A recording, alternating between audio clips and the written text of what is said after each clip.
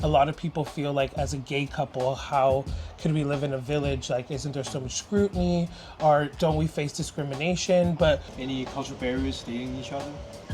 A lot, actually. yeah, quite a few. They've grown up with a family who talk to them directly, friends who are very straight up with them, so they're not going to change this way for you. They can't fake it. I don't know. You struggle growing up? No, I never. Hey guys, welcome back to the channel. So today I am in Santou City in a small village and I'm going to interview two guests. One guest, his name is Callie. He's from Canada and been living in China more than 5 years. And his partner is from Hunan province. He's also a famous local content creator. So I'm very curious, what it's like living in China as a LGBTQ couple and what's it like living in the countryside part of China.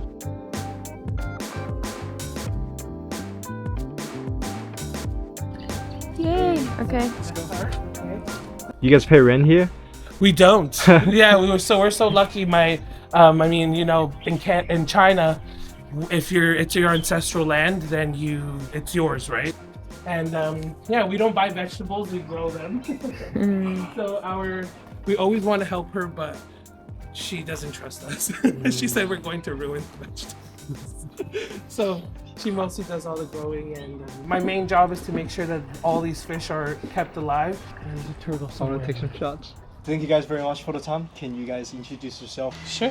My name's Callie. I'm originally born and raised in LA in California, but I grew up in Toronto actually.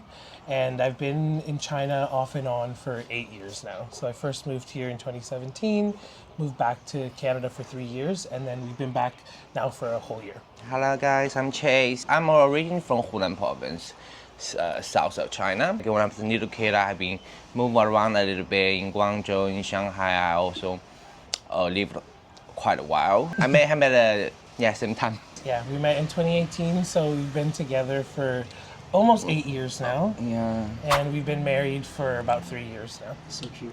So Callie, what are some cities you have been living in China? I lived in Guangzhou for 2.5 years. I lived in Nanning for 1.5 years and Shantou for a year now. I loved Guangzhou at first because there's a big foreign community. It was easy to make friends.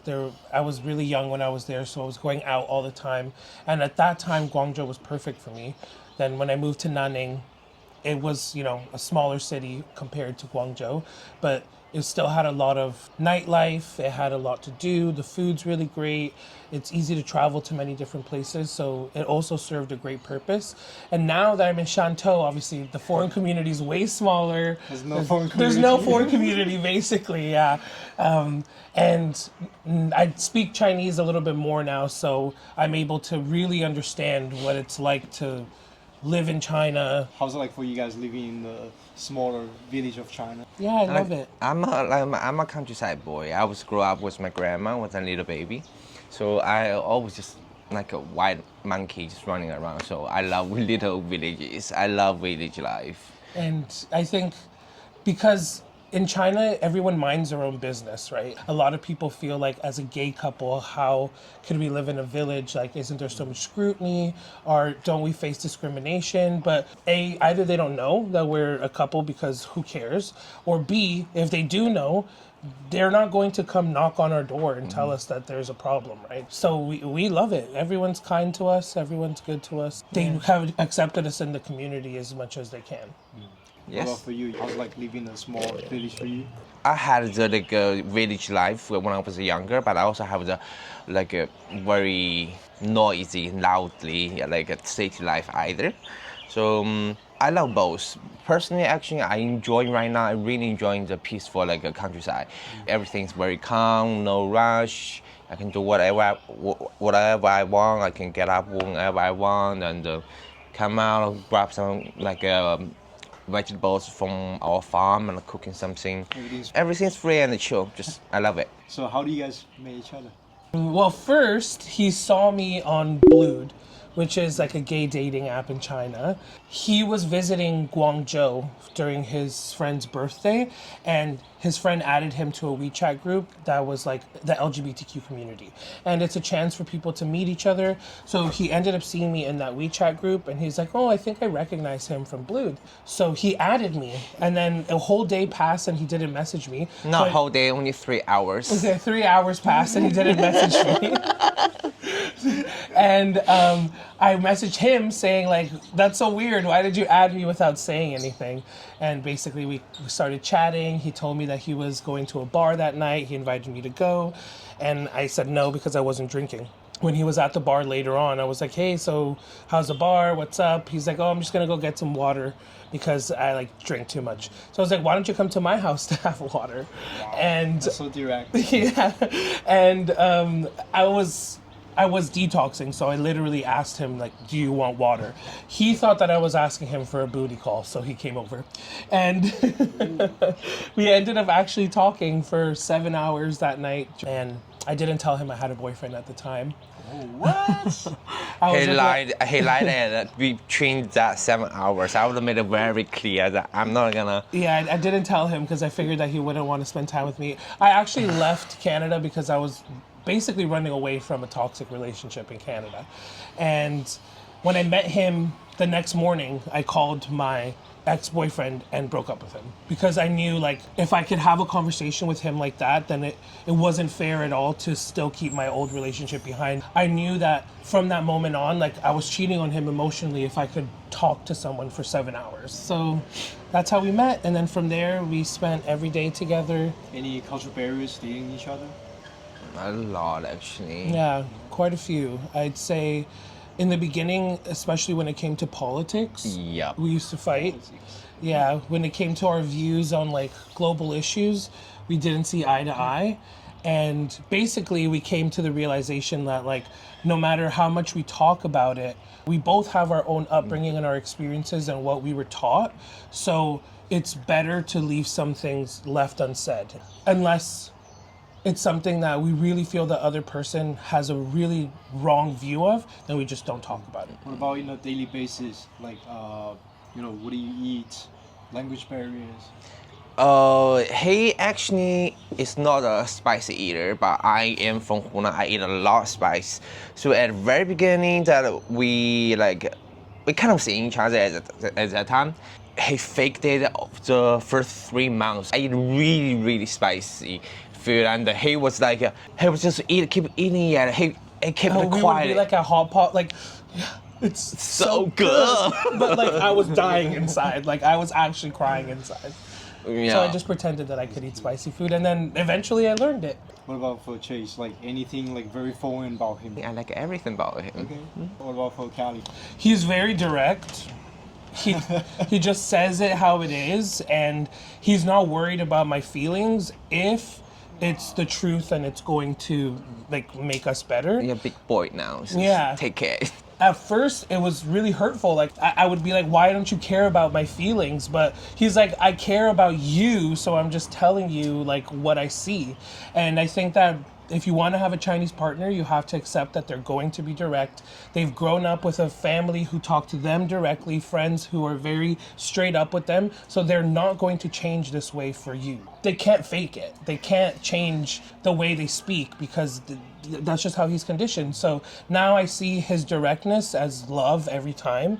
And, to be that direct, it takes a lot of honesty, and it takes you not being scared of confrontation and wanting to change for the good. You guys spent the Chinese New Year in Hunan province? Yes. In Chase hometown? How was it like when you guys presenting to Chase family, to your family, that you guys are being a gay couple? How they react, especially from like Chase Chinese side of family?